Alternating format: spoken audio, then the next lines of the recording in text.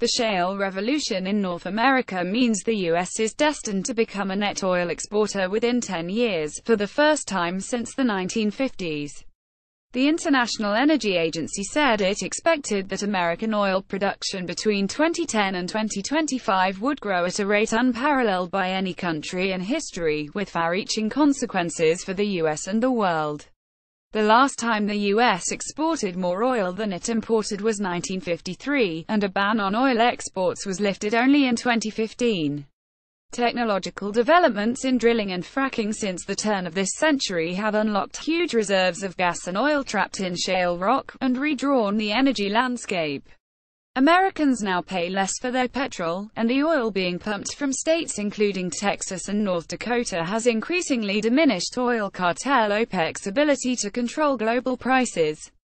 The U.S. is becoming an undisputed global leader in oil and gas production.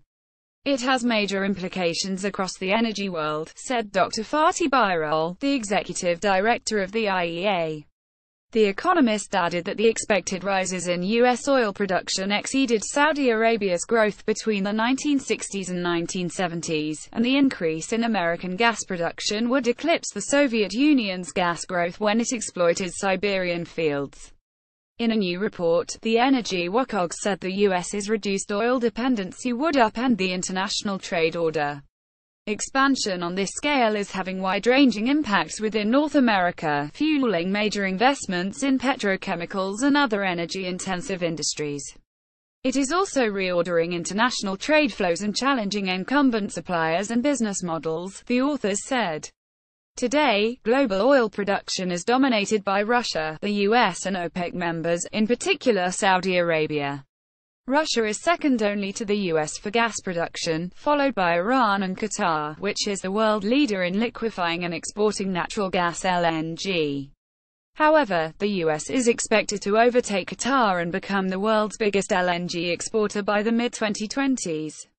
The IEA's best estimate is that the US then becomes a net oil exporter around 2027, slightly later than the US government's forecast of 2026. Donald Trump has pursued an America First energy agenda that promises to reduce dependence on foreign oil. But the Energy Watchdog noted that the U.S. would not be on track to become a net oil exporter were it not for vehicle fuel economy standards set by Barack Obama. By 2030, China will have developed so much that it is expected to overtake the U.S. to become the world's biggest oil consumer. Asia as a whole is also expected to increase its appetite for gas shipped across the seas, with 70% of LNG predicted to end up in Asian ports by 2040.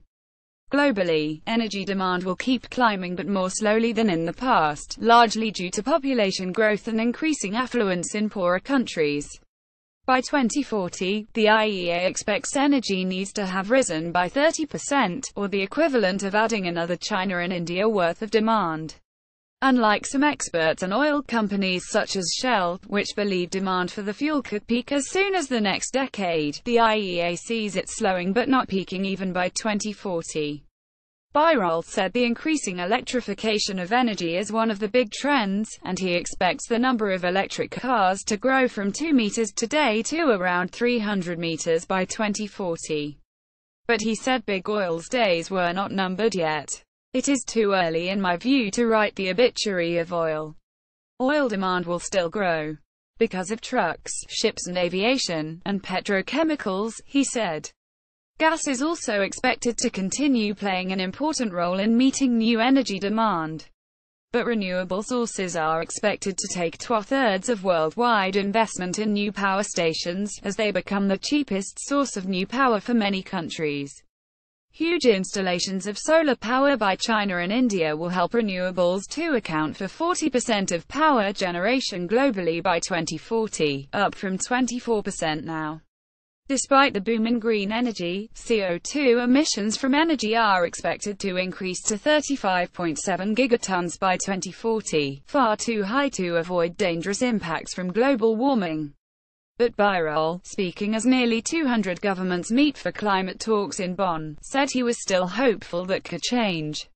I have a strong hope that stronger government policies and stronger technology can change this trend. As a result of innovation, we may well see a different picture. Follow Guardian Business on Twitter @BusinessDesk, or sign up to the Daily Business Today email here.